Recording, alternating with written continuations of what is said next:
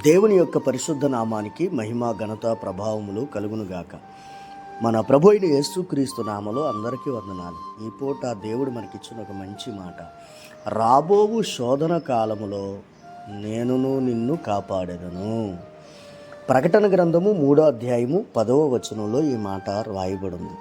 చాలా అద్భుతమైనటువంటి ఒక మాటను ప్రభు మనకి ఈ పూట కోసం ఇచ్చారు.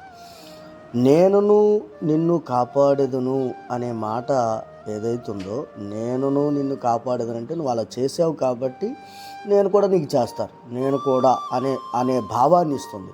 ఈ వచనాన్ని కంప్లీట్గా బైబిల్లో చదివితే కనుక, నీవు నా ఓర్పు విషయమైన వాక్యమును గైకొంటివి గనుక భూనివాసులను శోధించుటకు లోకమంతటి మీదకి రాబోవు శోధన కాలంలో నేనును నిన్ను కాపాడెదను.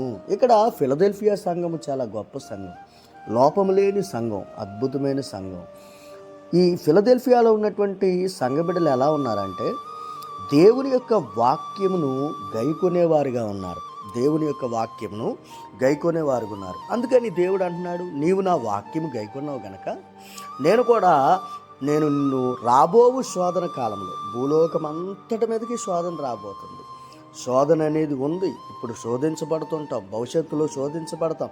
శోధన అనేది ఉంది. అయితే ఈ శోధన కాలంలో ఎవరు మనల్ని కాపాడతారు అని అంటే, దేవుడే కాపాడాలి. దేవుడు ఎప్పుడు కాపాడుతాడు శోధనలో నుంచి అని అంటే, ఎప్పుడైతే వాక్యముతో మనం కనెక్ట్ అయి ఉంటామో అప్పుడే మనం శోధన కాలంలో భద్రపరచబడతాం. వాక్యమే మనలను శోధన నుంచి తప్పించును. వాక్యమే మనలను శోధనలో పడకుండా కాపాడును. ఎందుకంటే వాక్యమునకు శక్తి ఉంది.